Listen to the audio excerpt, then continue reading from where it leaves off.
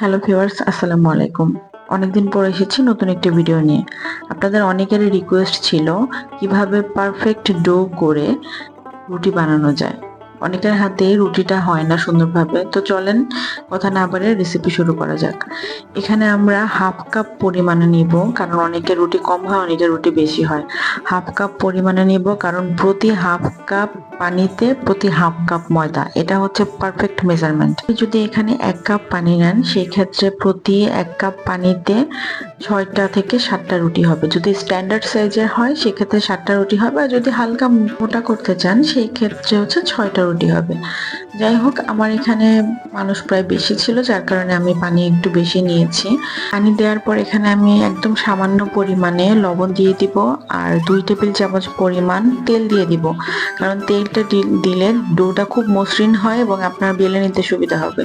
তো আমি এখানে দিয়ে নিয়েছিলাম 5 কাপ পানি, তাই এখানে দিচ্ছি আমি 5 কাপ ময়দা। আপনারা ময়দা দিয়েও করতে পারেন, চাইলে আটা দিয়েও করতে পারেন, যে যেটা খেতে স্বাচ্ছন্দ্য বোধ করেন।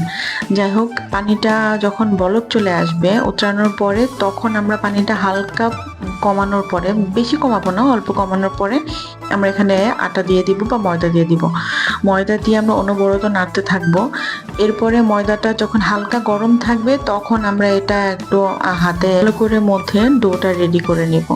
ডোটা এমনভাবে রেডি করতে হবে যেন কোনো দানা দানা ভাব না থাকে, অথবা কোনো কি বলে এটাকে, আটার ইয়াটা যেন না থাকে। তো আমার হাতে খুব সময় কম ছিল, যার কারণে আমি খুব তাড়াতাড়ি করেছি। আপনারা একটু সময় নিয়ে করবেন। যদি ডোটা গরম থাকতে করে ফেলেন তাহলে সেই ক্ষেত্রে ডোটা খুব সুন্দরভাবে রেডি হয়ে যাবে। রুটি বানানো তো আসলে শেখানোর মতো কিছু নেই। এটা রুটির সাইজ অনুযায়ী আপনি যে পরিমাণে রুটি বড় ছোট খেতে পছন্দ করেন সেই অনুযায়ী লেচি কেটে নিয়ে এটা হাতে গোল শেপ দিয়ে তারপর রুটি বেলে ফেলতে হবে।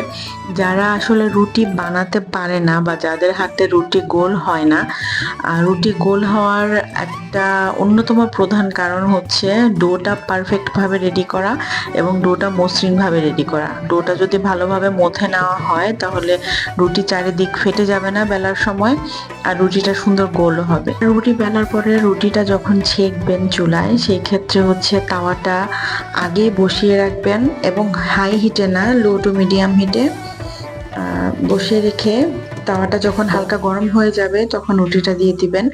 এবং রুটি ছেঁকার নিয়ম হচ্ছে তিনবার আর কি, তিনবার উল্টানো দিতে হয়। রুটি যদি আপনার বারবার উল্টে নিয়ে বেলতে ছেঁকতে থাকেন, সেই ক্ষেত্রে হচ্ছে রুটির স্ট্রাকচারটা বা রুটির যে উপরের যে একটা মসৃণ ভাব, এটা থাকে না, রুটিটা একটু শক্ত শক্তর মতো হয়েছে।